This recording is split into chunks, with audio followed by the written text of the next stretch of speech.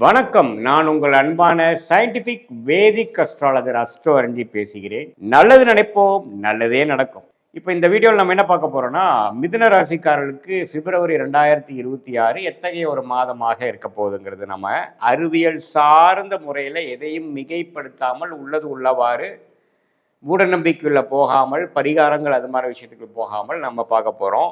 Scientific வேதிக் astrology முறையில் பார்க்க போகிறோம். இப்போ கோச்சார் அமைப்பில் மிதுன ராசிக்காரர்களுக்கு எப்படி இருக்குன்னு பார்த்தீங்கன்னா, 8ஆம் இடத்துல பிப்ரவரி மாதம் பிறக்கும் பொழுதே 8ஆம் இடத்துல உங்களுக்கு செவ்வாய், புதன், சுக்கிரன், சூரியன்லாம் இருக்கிறார். ஆனால் பிப்ரவரி முதல் வாரத்துக்கு அப்புறம் பார்த்தீங்கன்னா புதன், சுக்கிரன், பிப்ரவரி 2வது வாரம் சூரியன், அதுக்கப்புறம் செவ்வாய், எல்லாமே 8ல் இருக்கக்கூடிய கிரகங்கள் எல்லாமே 9க்கு போய் குருவின் பார்வை பெறுகிறார்.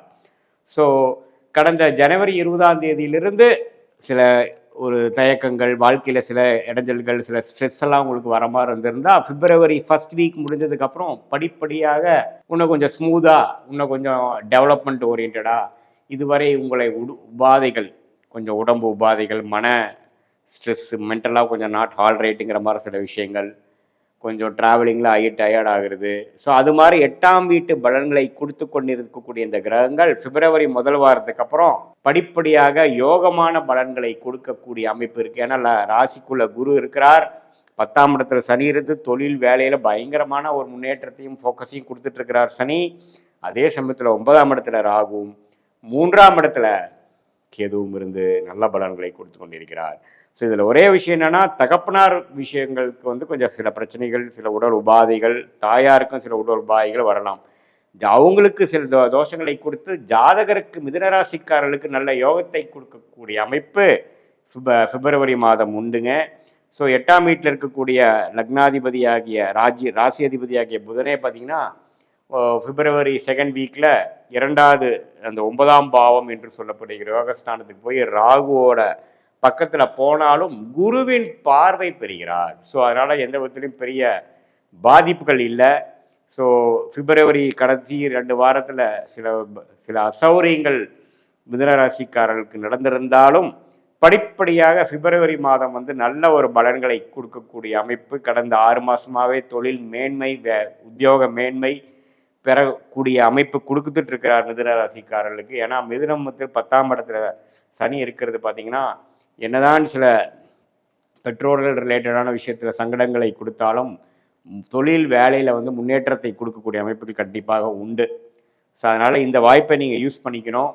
தவறுகள் இல்லை. உடல் உபாதைகள் இருந்ததுன்னா பிப்ரவரி செகண்ட் வீக்லேருந்து ஓரளவுக்கு படிப்படியாக சரியாகி தூக்கம் கொஞ்சம் அப்பப்போ அப்செட் ஆகுது, உடம்பு கொஞ்சம் சரியில்லை, நம்ம கண்ட்ரோலுக்கு வரமாட்டேங்குதுங்கிற ஒரு பிப்ரவரி மாதம் பொங்கலுக்கு அப்புறம் வரக்கூடிய சில ஒரு மாதிரியான சுமாரான பலாபலன்கள் நீங்கி நல்ல பலன்களை நோக்கி போகக்கூடிய அற்புதமான ஒரு மாதமாக பிப்ரவரி மாதம் இருக்குங்க. குருவின் பார்வையில் ராசி அதிபதி போகிறார், சுக்கிரன் போகிறார், அதே சமயத்தில் செவ்வாய், எல்லா கிரகமும் போகும்பொழுது ஓரளவுக்கு ஸ்மூத்தாக போகக்கூடிய அமைப்புகள் கண்டிப்பாக உண்டு. அதே சமயத்தில் ராசிக்குள்ளேயே குரு இருந்து நல்லாவே ஒரு ஒழுக்கம், இதுவரை நீங்கள் கொஞ்சம் அப்படி இப்படி இருந்திருந்தாலும் இப்போ ஒழுக்கத்தை நோக்கி போகக்கூடிய அமைப்பு. கொஞ்சம் தெளிவாக யோசிக்கிறோம், யாரோ சொன்னாங்கன்னா கேட்குறோம். எல்லாமே போன காலத்தில் பிற்காலத்தில் நம்ம என்னென்ன மாதிரி ஒரு இறந்த காலத்தில் நம்ம செய்தோமோ சில தவறுகளை செய்ததெல்லாம் இப்போ நல்லாவே உங்களுக்கு பல்ப் போட்டு தெரியும். ஏன்னா ஒரு சுபகிரகமாகிய குரு ராசிக்குள்ளே போயிட்டாருன்னா மைண்டு தெளிவாகும். நம்ம முதல்ல இருந்த கொஞ்சம் லேசியான ஹேபிட்ஸு, தேவையில்லாத ஒரு பழக்க வழக்கங்களாக நீங்கி ஓரளவுக்கு தெளிவை நோக்கி போய்கொண்டிருக்கக்கூடிய மிதுனராசிக்காரர்கள் பிப்ரவரி மாதம் மேலும் சில மேன்மைகளும் சில யோகங்களும் பெற்று சில வண்டி வாகனம் வாங்குறது, சில இடங்கள் வாங்குறது, சில ஒரு இடத்தை கொடுத்து இன்னொரு இடம் வாங்குறது, ஆபரணங்கள் வாங்குறது, நல்ல ஒரு தங்கம், சில்வர், அது மாதிரி ஆபரணங்கள் வாங்குறது, காஸ்ட்லியான ப்ரிஷியஸ் மெட்டல்ஸ் வாங்குறது, இது மாதிரி சில முதலீடுகளை செய்யக்கூடிய அமைப்புகள்லாம் கொஞ்சம் படிப்படி வருது. அதே மாதிரி மாணவர்களும் பார்த்தீங்கன்னா இதுவரை கொஞ்சம் ஒரு மாதிரி தயக்கத்தோடையும் கான்ஃபிடன்ஸ் இல்லாதவங்களுக்கு ஒரு கான்ஃபிடண்ட்டாக ஒரு எக்ஸாம் எழுதுறது, காம்படிட்டிவ் எக்ஸாம்ஸ் எழுத ரெடி ஆகிறது, என்ன ஹையர் ஸ்டடீஸ் படிக்கணும் அப்படிங்கிற விஷயத்தில் ஒரு நல்ல தெளிவு பெறுவது, அது மாதிரி நல்ல யோக பலன்கள்லாம் கொஞ்சம் இருக்குங்க. அதே சமயத்தில் சுக்கிரனை குரு பார்க்கறதுனால இந்த மீடியா துறையில், கலைத்துறையில் இருக்கிறவங்களுக்கெல்லாம் கொஞ்சம் நல்ல முன்னேற்றங்கள் உண்டு. கொஞ்சம் இதுவரை கொஞ்சம் அலைச்சல்கள், நிறையா ட்ராவலிங், வீண் செலவுகள்லாம் போயிட்டு இருக்கிறவங்களுக்கு இப்போ கொஞ்சம் நிம்மதி பெருமூச்சு பெறக்கூடிய ஒரு நல்ல அமைப்புகள் உண்டு. ஸோ நல்ல ஒரு குருவின் பார்வையிலேயே ராசி அதிபதி வந்துட்டாருன்னா பரவாயில்லை. அதே சமயத்தில் ராகுவோட சேர்ந்துருக்கிறதுனால கொஞ்சம் மென்டல் அபரேஷன், டென்ஷன்லாம் கொஞ்சம் வரும். ஸோ கொஞ்சம் யோகா முறை, மெடிடேஷன் முறையெல்லாம் கொஞ்சம் செய்து கொண்டு நம்ம மன அழுத்தத்துக்குள் போகாமல் ஸ்மூதாக பொறுமையாக போகும் பொழுது நல்லாவே இந்த பிப்ரவரி மாதம் வந்து மிதுன ராசிக்காரர்களுக்கு அவங்கவுங்களுக்கு நடக்கக்கூடிய தசாபுக்திகளுக்கு ஏற்ற ஒரு நல்ல சப்போர்ட்டிவான, ப்ரொடக்டிவான, ஒரு உபயோகமான ஒரு மாதமாக, குறிப்பாக 2வது வாரத்திலிருந்து மாற்றங்கள் 8ஆம் வீட்டில் இருக்கக்கூடிய கிரகங்கள்லாம் 9ஆம் வீட்டுக்கு போகக்கூடிய அமைப்புகள் நன்றாக இருக்குதுங்கிறது நம்ம தெரிஞ்சுக்கணும்.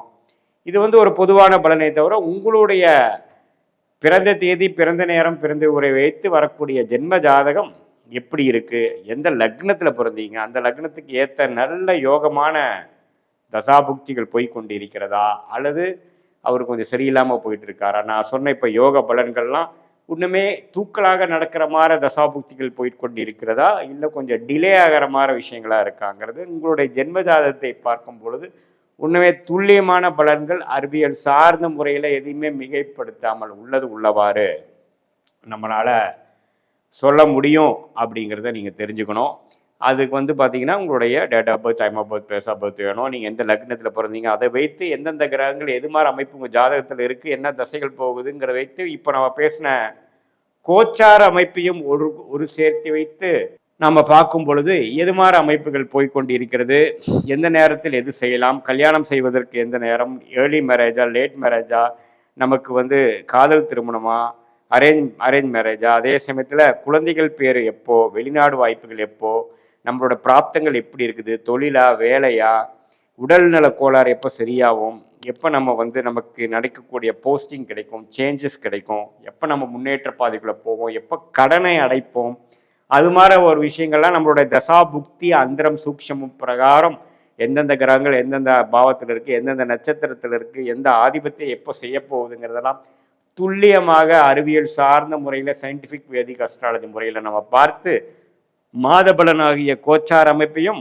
தசாபுக்தி அமைப்பும் ஒருங்கிணைத்து பார்க்கும் பொழுது எந்த நேரத்தில் எது செய்யலாம், நம்மளுடைய டைம்லைன்ஸ் என்ன, நம்மளுடைய பிராப்தம் என்ன, நம்ம கர்மா என்ன சொல்லுது, எது மாதிரி விஷயங்கள் நமக்கு நடக்கக்கூடியதாக காத்து கொண்டிருக்கிறது, எது மாதிரி விஷயங்கள் நமக்கு நடப்பதற்கு வாய்ப்பு இல்லாமல் இருக்கிறது, எதை நோக்கி நம்ம போனால் எளிதில் வெற்றி பெறலாம், எதை நோக்கி நம்ம போனால் வாழ்க்கையில் நம்ம கஷ்டப்படணும், எந்த தொழில் நமக்கு நல்லா இருக்குது, எது மாதிரி ஒரு துறை நமக்கு மேன்மையாக இருக்குங்கிறதெல்லாம் தெரிந்து கொண்டு வாழ்க்கையில் தேவையற்ற பண விரயங்கள், அலைச்சல்கள்லாம் படாமல், எதிர்நீச்சல் போடாமல் நம்மளுடைய கர்மாவுக்கு பிரகாரம் நம்ம வாழ்க்கையை அமைச்சு கொண்டு வேணால் வாழ்க்கையில் எளிதில் வெற்றி பெற முடியும் என்று சொல்ல விரும்புகிறேன். மீண்டும் மற்றொரு காணொலியில் சந்திப்போம். நன்றி, வணக்கம்.